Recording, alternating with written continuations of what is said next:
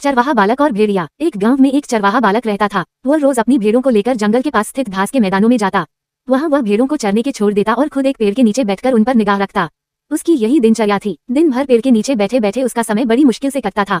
उसे बोरियत महसूस होती थी। वह सोचता कि काश मेरे जीवन में भी कुछ मजा और रोमांच आ जाए। एक दिन भेड़ों को चराते हुए उसे मजाक सूझा और वह जोर जोर से चिल्लाने लगा, भेड़िया आया, भेड़िया आया। वहां से कुछ दूरी पर स्थित खेतों में कुछ किसान काम कर रहे थे। चरवाहे बालक की आवाज सुनकर वे अपना काम छोड़ उसकी सहायता के लिए दौड़े चले आए।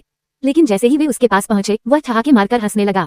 किसान बहुत गुस्सा हुए, उसे डांटा और चेतावनी दी कि आज के बाद ऐसा मजाक मत करना। फिर वे अपने अपने खेतों में लौट गए। चरवाहे बालक को गांव के किसानों को भागते हुए अपने पास आता देखने में बड़ा मजा आया। उसके उनकी चेतावनी को गंभीरता से नहीं लिया। अगले दिन उसे फिर से मस्खरी सूझी और वह फिर से चिल्लाने लगा, भेड़िया आया, भेड़िया आया। खेत में काम कर रहे किसान अनहोनी की आशंका में फिर से दौड़े चले आए, जिन्हें देखकर चरवाहा बालक फिर से जोर जोर से हंसने लगा।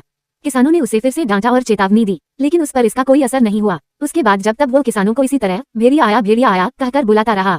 बालक के साथ कोई अनहोनी न हो जाए, ये सोचकर किसान भी आते रहे, लेकिन वे उसकी इस शरारत से बहुत परेशान होने लगे थे। एक दिन चरवाहा बालक पेड़ की छाया में बैठकर बांसुरी बजा रहा था कि सच में एक भेड़िया वहां आ गया।